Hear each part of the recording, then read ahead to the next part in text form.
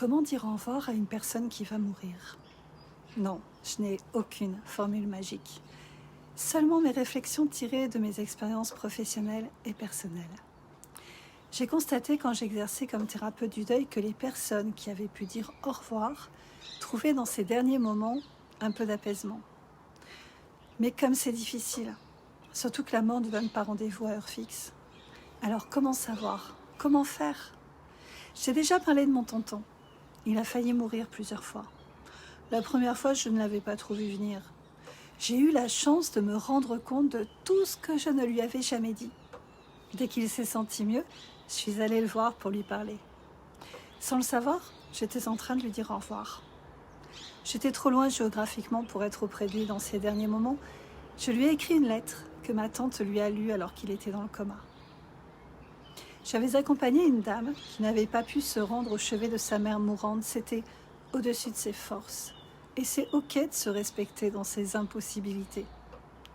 Si tu as la chance d'être à ce moment-là de l'accompagnement, c'est formidable, car tout est encore possible.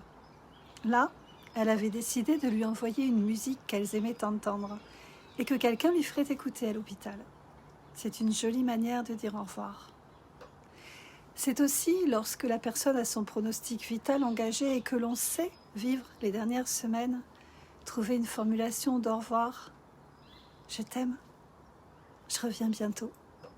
J'ai passé un bon moment à tes côtés. Ce sont encore ces petites attentions. Caresser les cheveux, proposer un massage des mains, apporter le parfum préféré.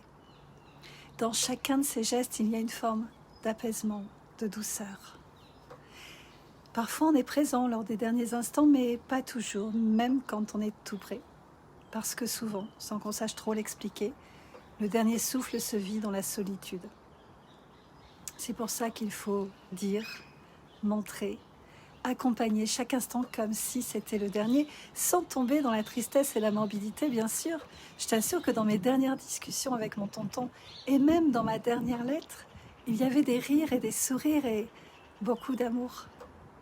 Et si ton accompagnement commence après le décès, et que la personne n'a pas eu ce sentiment de dire au revoir, tu pourras utiliser avec elle vos créativités conjuguées pour créer cet au revoir, maintenant, avec du symbolique.